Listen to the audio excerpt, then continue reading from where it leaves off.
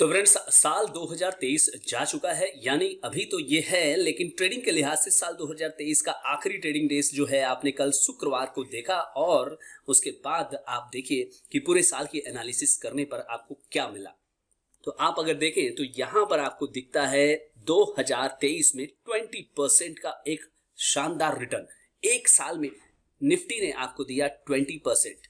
अगर बॉटम से आप इसको कैलकुलेट करेंगे तो ये और भी ज्यादा होता हुआ नजर आएगा। यहां से और यहां अगर आप कैलकुलेट करें तो ये नजर आएगा 27%। फ्रेंड्स, उसी तरह से अगर बॉटम से आप सेंसेक्स की तुलना करेंगे तो सेंसेक्स बॉटम से रिटर्न दिया है करीबन 27% का, 25% का फ्रेंड्स। और ओवरऑल एवरेज में अगर आप देखिए तो एवरेज यहाँ पे 28% का एक साल का जो रिटर्न है वो है 28% का। अब सवाल उठता है फ्रेंड्स कि कौन कौन सी कंपनियों ने यहाँ पे परफॉर्म किया और कौन कौन सी कंपनियों ने मुख्य रूप से परफॉर्म नहीं किया। कुछ कंपनियों को मैंने यहाँ पे सिलेक्ट किया है, सेंसेक्स और निफ्टी में से कुछ कॉमन कंपनियों को मैंने यहाँ पे सिलेक्ट किया है और ये बताने की मैं कोशिश कर रहा हूँ कि कौन सी कंपनियां परफॉर्म कर रही हैं पिछले गए साल में और कौन सी कंपनियां जो है वो चूक गई।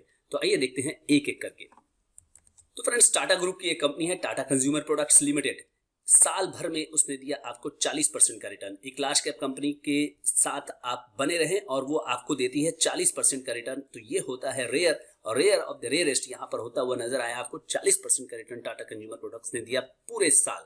आप देख सकते हैं इसके बॉटम से अगर कैलकुलेट करेंगे, यहां से लेकर यहां तक कैलकुलेट करेंगे तो आपको यहां पर दिखेगा कि इसने 40% नहीं बल्कि इसने बॉटम से जिन्होंने भी निवेश किया होगा उनको मिला यहां पर 55% का रिटर्न। तो Tata consumer products limited. Friends, उसी तरह से टाटा ग्रुप की एक और कंपनी है automobile company, that is Tata Motors. 779 का प्राइस चल रहा है। 100% का रिटर्न, 100% का return. Can you believe, Nifty की एक बड़ी कंपनी जो आपको एक साल में 100% का रिटर्न दे रही है। अगर इसके बॉटम से आप रिटर्न कैलकुलेट करेंगे तो यहाँ ये हो जाता है। एक और automobile company friends, Bajaj auto. Bajaj auto ने इस साल आपको दिया 86% का रिटर्न। तो सारी ऑटोमोबाइल कंपनियां एकदम जबरदस्त फॉर्म में आपको नजर आ रही हैं। तो एक था टाटा मोटर्स और दूसरा बजाज ऑटो। तो एफएमसीजी की दिग्गज कंपनी नेस्ले इंडिया, 26,643 रुपए का करंट मार्केट प्राइस, 35%, कुछ बुरा नहीं है। 35% का आपको एक साल के अंदर रिटर्न मिल जाता है तो ये बुरा नहीं कहला सकता फ्रेंड्स, अब बात करते हैं state bank of India. State bank सरकारी कंपनी, 641 रुपए का बाजार भाव, 28 रुपए केवल ये बढ़ा है और 4% यहाँ पे आपको निराशा हाथ लगी स्टेट बैंक ऑफ इंडिया से। अब फ्रेंड्स, आप जानना चाहेंगे कि देश की नंबर 1 सबसे बड़ी कंपनी वो क्या कर रही है। तो नंबर 1 कंपनी रिलायंस इंडस्ट्री, 2587 रुपए का बाजार भाव है, केवल 1.56, यानी कि सपाट बंद हुआ। कोई रिटर्न आपको एक साल में नहीं मिला तो आपको उम्मीद यही होगी कि साल 2024 में कम से कम रिलायंस इंडस्ट्रीज पूरे बाजार को लीड करे।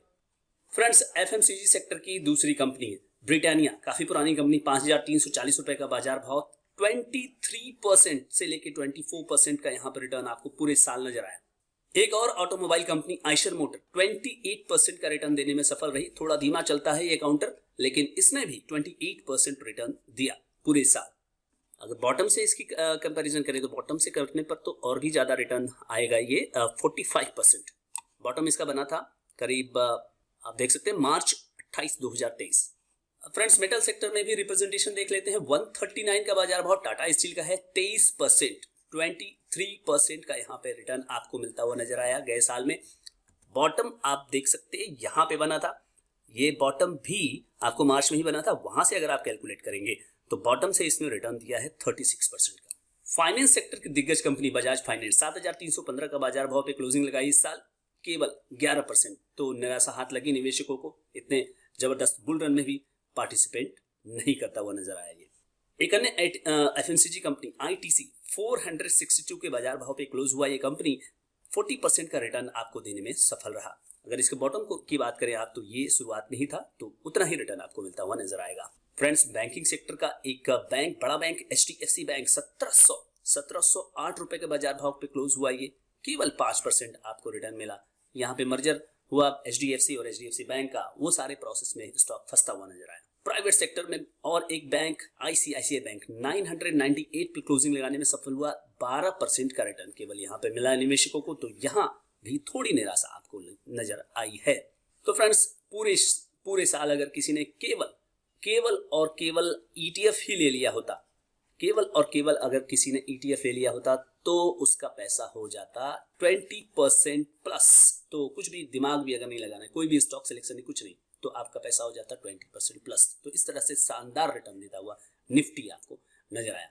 सवाल यही है फ्रेंड्स कि साल 2024 में क्या होगा। साल 2024 भी एक प्रॉमिसिंग ईयर होने वाला है। आने वाले अप्रैल मई में जो है वो लोकसभा के चुनाव होने वाले हैं। उस लिहाज से काफी इवेंटफुल रहेगा 2024। तो हम ये उम्मीद व्यक्त कर सकते हैं कि आने वाला साल 2024 में निवेशकों के लिए इसी तरह से अच्छा हो। वो कंपनियां जो बाजार को अभी लीड नहीं कर पाई, हो सकता है कि 2024 उनका हो, और उन पर भी हमें बिल्कुल फोकस और नजर बना करके रखना चाहिए फ्रेंड्स। तो फ्रेंड्स, आई होप कि ये रिकैप वीडियो आपको अच्छा लगा होगा। अगर अच्छा लगा तो शेयर करिए, लाइक करिए, और अगर चैनल पे आप पहली बार आए हैं तो सब्सक्राइब जरूर करें friends. Thank you so much.